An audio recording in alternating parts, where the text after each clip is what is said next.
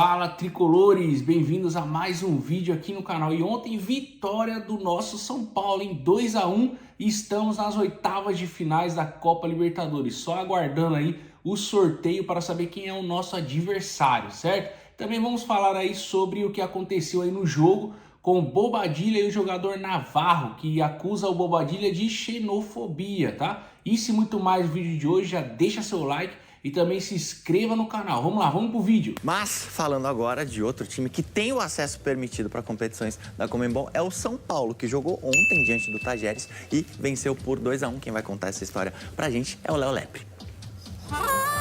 Tem jogador que parece feito para um tipo específico de jogo. E torcida feita à medida para uma competição. A Libertadores é motivo de sobra para convencer os mais de 35 mil São Paulinos a desafiarem o caos da cidade às 7 da noite. O São Paulo entrou em campo já classificado e com 10 baixas. Ele vai entrar com um time mais misto, né? Às vezes que o Zubeldia fica meio louquinho, sabe? Se você for igual o Zubeldia na escola, Aí já era. o que você acha que a professora vai falar para os teus pais amanhã de você? Eles vão falar que tirei nota baixa e tô lascado. Por falar nisso, olha só a pinta de professor de ensino fundamental do Mariano Levisman, 29 anos, técnico do Tajeres. Simpático. Chato tava o primeiro tempo. Não acontecia absolutamente nada até o Lucas Ferreira descolar uma falta pelo lado direito. Levou uma chegada forte do Navarro, O Bobadilla jogou na área. O André Silva desviou. E o Sabino desviou o desvio.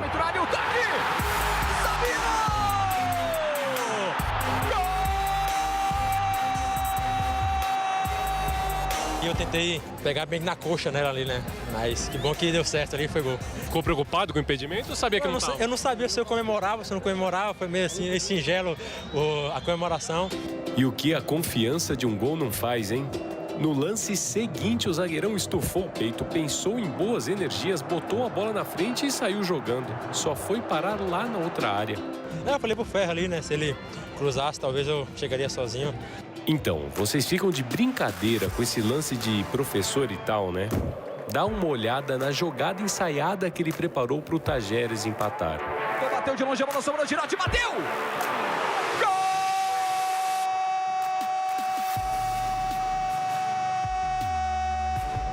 Tudo que os argentinos fizeram certinho na parte da frente quase estragaram na parte de trás. O André Silva aproveitou o erro e deu no Lucas Ferreira, que deu na orelha da bola. Você vai pela linha de fundo! Quando a noite fica meio com essa cara de não sei, o time sem os principais jogadores, esse empatezinho sem graça no Morumbi. São dessas cabecinhas raspadas que sempre pode surgir uma boa ideia. Isso o São Paulino já entendeu. São jogos dificílimos e muitos desses garotos estavam na Copa São Paulo até há 4 meses atrás. Eles estão ajudando e resolvendo muitas vezes a partida pra gente. E eles crescem rápido, viu? Primeiro estão ali, aquecendo com o veterano. No instante seguinte já estão em campo com ele. E numa noite assim, num jogo como esse, como é que destrava a partida? É que em meio a tantos garotos tinha um com aquele jeitão de repetente, sabe, de dono do time, que colocou a partida embaixo do braço e resolveu a vida do São Paulo. Um dia eu quero ter bastante privilégio. Eu tô tentando conquistar esse espaço aí. Tem 6 temporadas mostrando. Luciano colocou o Rian na cara do gol. Chega a bola na linha de fundo, perdeu! Meu Francisco! Depois ele próprio tentou com um jeitinho. A bola sai triscando a trave direita do goleiro. Mas ontem a solução era na força. Já não bateu! Naquele canto ali, quando o atacante chuta no alto, é muito difícil do goleiro. O goleiro não tá esperando. O goleiro sempre espera um chute cruzado. E o Rafa pode dizer bem isso aí, que nos treinamentos eu acabo fazendo uns gols desse aí. Graças a Deus, hoje saiu, pude dizer aos meus companheiros. Depois do gol, começou uma confusão entre os jogadores. Chorando, o lateral venezuelano Miguel Navarro, do Tajeres, ameaçou abandonar o campo. Ele acusou o paraguaio Damián Bobadilla, volante do São Paulo, de xenofobia. Quando nos hacen el 2-1, Quando eles fizeram 2-1, o Luciano estava dando praticamente uma volta no campo todo e eu disse para o árbitro que se apressasse, porque queríamos jogar. O Bobadilla veio e me disse, vocês sempre fazem cera. E eu respondi, que cera? Vocês estão ganhando. Aí ele me chamou de venezuelano morto de fome. E aí me disse venezuelano morto de hambre.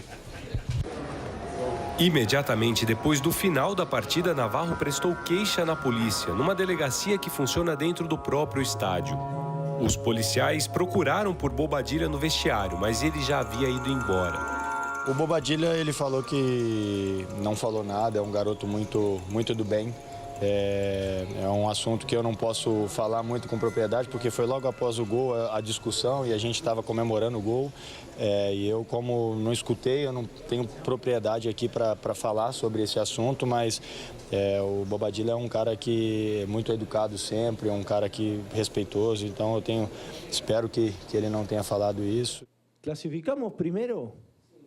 Classificamos em primeiro, com um time com muitos desfalques. E essas são as duas primeiras perguntas. Entende? A gente classificou em primeiro. Eu desconheço a situação. Imagine você em meu lugar. Eu estou no banco de reservas, a 50 metros, faltando 10 minutos. E o que eu posso saber dessa situação? Não sei nem do que estamos falando do acontecido. O São Paulo afirmou que só irá se manifestar quando tomar conhecimento dos fatos e tiver uma definição melhor sobre a situação.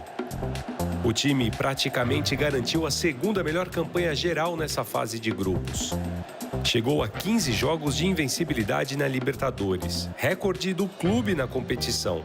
E mais uma vez passou pela primeira fase ileso, igualando as campanhas de 74 e 2005, quando foi finalista.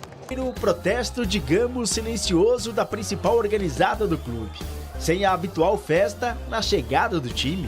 De um primeiro tempo de fraco futebol, temos o recorte do gol meio que sem querer do zagueiro Sabino.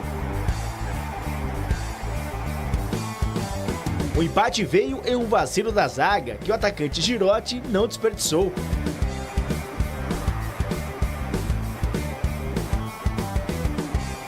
O segundo tempo estava indo na mesma batida, até que Zubeldia mexeu e colocou Luciano, Rian Francisco e Henrique. O Tajeres brigava por uma vaga nos playoffs da Copa Sul-Americana e deu trabalho para o Rafael. Luciano também tentou uma. E na segunda, uma finalização no estilo desafogo. Golaço! Após o gol, o lateral Miguel Navarro estava chorando bastante, devido a uma suposta ofensa racista e xenofóbica feita pelo paraguaio Damian Bobadilla. A partida ficou paralisada por bastante tempo. O jogador estava inconsolável e queria deixar o gramado.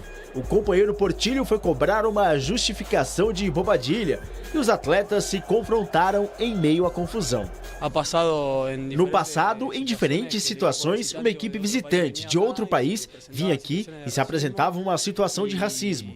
E hoje se passou com uma equipe local, com estrangeiros, e não aconteceu nada. Quais foram as palavras? Venezuelano morto de fome. O jogador venezuelano prestou depoimento após a partida aqui mesmo no estádio do Morumbi. Como São Paulo está de folga nesta quarta-feira, o Bobadilla deixou rapidamente as dependências do estádio. Ele foi procurado pelos policiais, mas não foi encontrado. Falando com a imprensa, Navarro se mostrou bastante abalado com o acontecido. Realmente é lamentável falar sobre esse tipo de coisa. Quando saiu o 2-1, eu pedi para o árbitro ir rápido. O Luciano estava dando praticamente a volta no campo e necessitávamos de jogar. O Bobadilla vira e disse, vocês querem fazer tempo. Eu disse, que tempo, se vocês estão ganhando? Aí ele me disse, venezuelano morto de fome, que se faça justiça, isso não pode seguir acontecendo. Falei com o Ferrarese, que é venezuelano, disse a ele que estava muito mal. E o Arboleda se colocou do meu lado, porque sabia o que Bobadilla falou.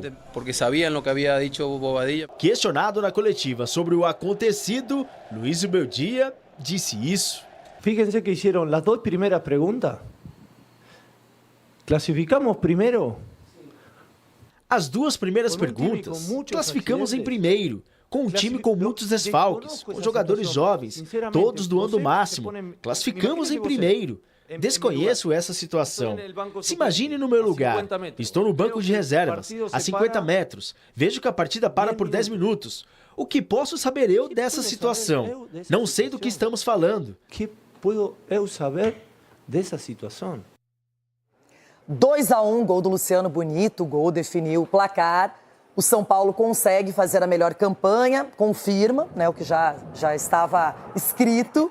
E o São Paulo segue na Libertadores. E hoje só o Palmeiras tem melhor campanha que o São Paulo. Então tem mérito aí, sim. A gente vai falar daqui a pouquinho dessa acusação de xenofobia do Navarro, não é? Lateral venezuelano do time do Tajeres contra o Bobadilla.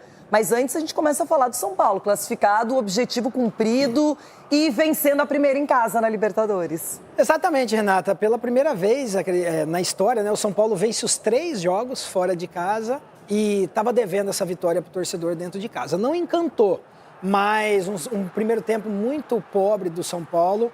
E o segundo tempo, com a entrada do Luciano, melhorou. E não dá, algumas coisas que o torcedor cobra que não dá para entender. O Luciano é o maior artilheiro do São Paulo nos últimos 10 anos e com 11 desfalques ele é reserva ainda. Então, a gente não entende algumas situações no São Paulo. Foi poupado não, Ceci? Não é questão... Mas como que você vai ser poupado? O cara quer fazer gol, nós estamos falando de Libertadores. Todo mundo quer jogar, quer fazer gol. E se tá ali no banco, tem que colocar. Então, colocou o Zubeldia... precisou, né?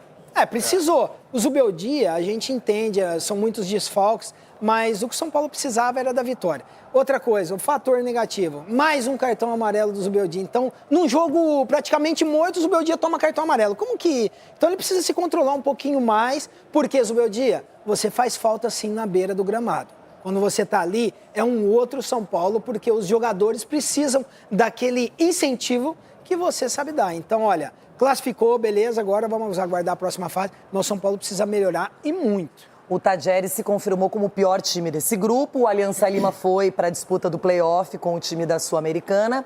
E Libertad e São Paulo seguem. Eu continuo batendo numa tecla que eu dou um desconto para a atuação de São Paulo ontem. É muita gente fora, jogadores importantes, jogadores decisivos.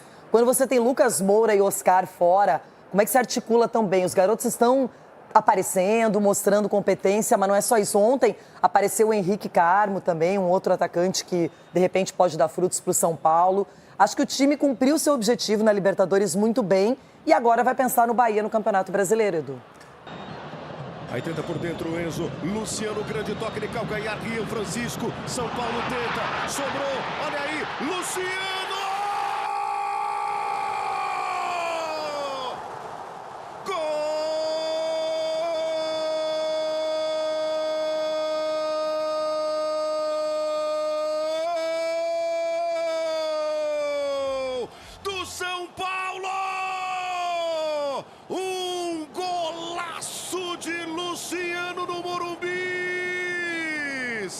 E o lance é em cima do Bobadilla. A irritação dos jogadores do Tajeres. Os jogadores ficaram irritados com o Bobadilla. O Portilho correu aqui para o meio do campo. O negócio é com o Bobadilla, com o paraguaio. Aí você vai vendo o Navarro. E o Navarro está querendo ir embora, está querendo abandonar o jogo. Ele vinha caminhando em direção ao vestiário. Por isso se formou essa rodinha aqui na entrada da área do goleiro Rafael. Não quero falar disso. São coisas que quedam aí, ele sabe o que digo. Ya no quiero hablar de nada, que me quiero ir a mi casa. Sim, mas foi algo com algum jogador de São Paulo, Bobadilla? Sim. Sim, com o Bobadilla. Sim. Ele lhe xingou, ele falou alguma palavra? Ele sabe o que digo. No... Sentiu ofendido? Sim. E queria que você falasse de Tajeres, agora precisa esperar acabar o jogo, ainda há uma esperança, está 2-2, se Libertad fizer um gol, vocês podem ir para... Sim, não, tranquilo, não quero falar de partido, só me quero ir a mi casa. Clasificamos primeiro con un time con muchos accidentes, con muchos jugadores jóvenes, con jugadores de experiencia, entregándose al máximo. Y las dos primeras preguntas van orientadas a... En vez de clasificamos primero, primero clasificamos. Desconozco esa situación, sinceramente. Vosé se pone, imagínese vosé, en mi lugar. Estoy en el banco suplente, a 50 metros. Veo que el partido se para 10 minutos. que puedo saber eu dessa situação? Que puedo eu saber dessa situação? No sé ni de qué estamos falando con lo acontecido. Eu no sé ni lo que estamos falando. Pero lo que quiero decir, falar, dois preguntas. Clasificamos primero Copa Libertadores en la zona con lo difícil que es, con todos los inconvenientes que tuvimos. Y las primeras preguntas tienen que ver con... Yo, cuando nos hacen el 2-1, yo le digo al árbitro como que apure rápido porque creo que, no sé, no me acuerdo el nombre, el que hizo el segundo gol, Luciano creo que fue, le estaba dando prácticamente la vuelta al campo y yo le decía al árbitro como que lo apure porque necesitamos jugar. Y de la nada, Bobadilla viene y me dice como que venezolano muerto de hambre.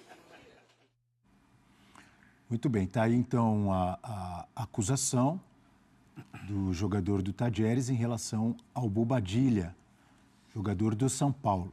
A gente está aqui com o doutor João Marcelo Costa, que é um advogado criminalista e também do direito esportivo, para a gente conversar, para ele elucidar, nos explicar aí o que pode acontecer num caso como esse. Doutor João Marcelo, muito bom dia, obrigado por estar conosco. Bom dia, Abel, bom dia, Eugênio, Mariana, professor Celso. Um prazer estar aqui com vocês, uma pena que as circunstâncias sejam essas, né? Examinando o ocorrido ontem, né, a gente vê a fala do jogador Navarro, do Tajeres, e vê a preocupação e a emoção dele com o ocorrido, e claro que a gente tem que tratar com toda a seriedade um episódio como esse, né? Imagino que vocês tenham perguntas, mas só para ser de uma forma geral, né, é evidente que confirmado, claro, estou aqui considerando a presunção de inocência do Bobadilla, mas confirmado o ocorrido, esse fato tem repercussão tanto criminal quanto desportiva, né? A repercussão criminal, por ser um fato ocorrido em território brasileiro, esse enquadramento típico, né, para uma ofensa de xenofobia equiparada ao racismo, é do crime de injúria racial, confirmada as falas que teriam sido proferidas pelo atleta Bobadilla. No campo desportivo, por ser uma competição da Conmebol, seria uma infração ao Código Disciplinar da Conmebol, de injúria contra a origem de um outro atleta ofendendo a origem de outro atleta, e que também tem uma previsão de suspensão, né? Portanto, são duas dimensões possíveis de repercussão jurídica para esse mesmo fato. Doutor João Marcelo, o senhor acaba de citar, né, que obviamente tem o direito de defesa, o Bobadilla, o jogador do São Paulo, e aí eu imagino que entra sempre naquela mesma esfera, em relação aos diversos casos de racismo contra negros, de ter que provar. Quem está fazendo a acusação terá que provar ali e tal, e o outro tem o direito de se defender. Então, nesse caso, por exemplo, se não forem encontradas imagens que provem o ocorrido, fica normalmente a palavra de um contra o outro, não havendo provas, não tem como seguir o caso com a acusação, é isso? Exatamente, Abel. Esse tipo de apuração, como eu disse, tem repercussão em duas esferas, né? Então a Conmebol vai ter uma apuração e a Polícia Civil de São Paulo vai ter uma apuração. É claro que elas podem conversar entre si, né? Em crimes assim, que são ofensas verbais, a gente depende, numa apuração de qualquer natureza, de testemunhas de outras pessoas que estejam dispostas a corroborar o ocorrido. É claro que se o depoimento do jogador passa uma veracidade do jogador Navarro, né, que teria sofrido a ofensa racial xenofóbica, se o depoimento dele é totalmente confiável e convincente, uma autoridade policial pode se dar por satisfeita sem ouvir uma testemunha que corrobore o que ele disse. Tá? Mas a gente está falando aqui de especulações, né? A gente tem que ver nesse procedimento policial e no procedimento da Conmebol que outros elementos de prova, né, vão surgir para, de fato, confirmar esse ocorrido e, se for o caso, em vez de resultar no arquivamento, resultar numa punição, uma condenação, enfim, do atleta Bobadilla. Agora, doutor, a ausência do flagrante, se tratando de um caso inafiançável, né, como o caso de xenofobia e de racismo, te parece que o Bobadilla poderia ter sido orientado ali pelo próprio São Paulo ou algum advogado para, de fato, assim que o jogo acabar, ele já ir embora? Porque até por orientação da Conmebol, os jogadores eles precisam passar pela zona mista. E o Bobadilla foi embora direto do jogo. Você acha que isso pode ter, de fato, interferido ali? Porque se acontece o flagrante, a história poderia ter sido outra, é isso? Oi, Mariana, bom dia. Bom dia. Então, eu não tenho nenhum elemento para dizer se aconteceu ou não essa orientação de um advogado no caso concreto, né? É evidente que, num caso abstrato, se você tem ali a possibilidade de um flagrante e seu cliente já está se retirando do estádio, um advogado pode orientá-lo, de alguma forma, a acelerar isso. Mas eu não tenho nenhum elemento concreto nesse caso específico, né, para dizer que isso ocorreu. Tá? E, de todo modo, não ter configurado esse flagrante ontem não impede, de forma alguma, uma apuração, tanto policial quanto pela Conmebol. Então, por mais que se entendesse que era o caso de flagrante ontem e não tenha sido dada uma prisão de flagrante ontem, enfim, algo do tipo, essa ocorrência vai ser registrada e, inclusive, por conta da repercussão e do interesse da imprensa e do atleta vítima, né, haverá uma apuração em âmbito criminal, em âmbito desportivo, ao que tudo indica. Doutor João, no caso de racismo, a gente sabe que o que diferencia a injúria é você fazer uma ofensa ou ao indivíduo ou a uma coletividade. No caso, se confirmarem as palavras do Navarro, houve uma ofensa a uma coletividade. Nos casos de xenofobia também há essa diferença? O raciocínio é parecido. Eu só faria um apontamento aqui. É como você falou, professor Celso, exatamente isso. Um crime de racismo ele é uma ofensa a uma coletividade e um crime de injúria racial é uma ofensa a um indivíduo, né? Tem essa diferença. No caso aqui, pelas aspas que a imprensa circulou, que o jogador teria narrado, né?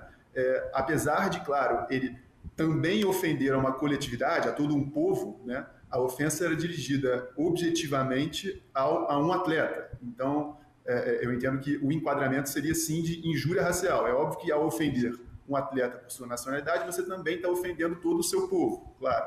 Mas, diretamente, né, o alvo daquela ofensa, objetivamente, era o atleta. Portanto, eu entendo que, se confirmado o ocorrido, seria caso, sim, de injúria racial e não do crime de racismo. O que, comparativamente, Agora, ameniza uma possível punição.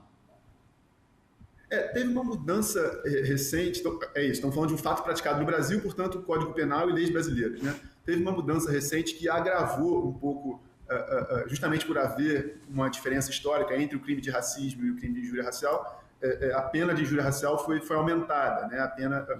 Você tem pena prevista de 2 anos a 5 anos de prisão, tem uma longa trajetória até você definir uma pena aqui, ou mesmo uma denúncia, então a gente está falando de, se confirmado, se houver uma condenação, uma pena criminal de 2 a 5 anos que pode ser convertida em prestação de serviços comunitários, algo do tipo, né? Então, mas essa diferença de capitulação entre o crime de racismo contra a coletividade e o crime de injúria racial contra o indivíduo já foi maior, né? Já houve uma diferença maior. Isso aí, hein, galera, iniciando aqui o vídeo, os comentários após as notícias, vamos falar um pouquinho sobre o jogo, né? O jogo não foi fácil, foi um jogo ali que no início do primeiro tempo, um jogo feio, difícil, São Paulo não tava encaixando nenhuma jogada, né? O jogo tava meio trancado, não sei o que estava acontecendo, mas a gente teve um gol ali que na verdade foi um gol muito na sorte, né? Porque Bobadilla bateu uma falta ali, baixa no primeiro pau, o André Silva conseguiu desviar de cabeça e a bola bateu na barriga do Sabino e entrou aí no gol do Tadieres. Abrimos o placar ali por volta de 28 minutos, quase 30. São Paulo abre o placar ali de 1-0, São Paulo já tinha tido algumas oportunidades também, porém o Tadieres também teve muitas oportunidades, hein? Nossa zaga ontem não estava muito bem não. Se não fosse o Rafael deve ter feito ali pelo menos umas 3 defesas dificílimas ali que segurou o resultado, viu? Depois a gente tomou um gol também ainda no primeiro tempo, um gol de sorte também do Tadieres, né? O cara chutou ali uma bola bem fraca, o jogador estava no meio da área, ele conseguiu dominar, virou e bateu muito forte, sem chance para o Rafael, e empatou o jogo 1-1. E no segundo tempo ali teve algumas modificações, Luciano entrou, Rian Francisco entrou, Henrique Carmo foi uma surpresa, jogou muito bem quando ele entrou, né? Eu acho que é um jogador que já merece ter mais oportunidade, até porque a gente tá com o Ferreirinha machucado. E assim, o Henrique Carmo é um jogador correria, agudo, driblador, tem o mesmo estilo de jogo do Ferreirinha. Então se a gente joga com o Lucas Ferreira de um lado e Henrique Carmo do outro, o São Paulo não vai perder as características de quando tá Ferreirinha e Lucas Ferreira, né? Um jogador que mostrou que tá evoluindo no São Paulo, hein? E começa a pedir passagem aí para ter mais oportunidades. Espero que o Zubeldia enxergue isso e dê mais oportunidade, porque ontem ele entrou muito bem. E o Luciano ali, junto com o Rian Francisco, também jogaram bem no ataque, né? O Rian Francisco teve uma belíssima chance, ele tentou driblar o goleiro, mas o goleiro conseguiu pegar, ainda resvalar na bola e foi para fora. Depois o Luciano acertou um chutaço ali dentro da área, muito forte, no ângulo, e vencemos aí por 2-1 o jogo, né? Foi um bom jogo, uma boa vitória. O São Paulo passou algum susto que não deveria ter passado, mas o que importa foi a vitória, tá?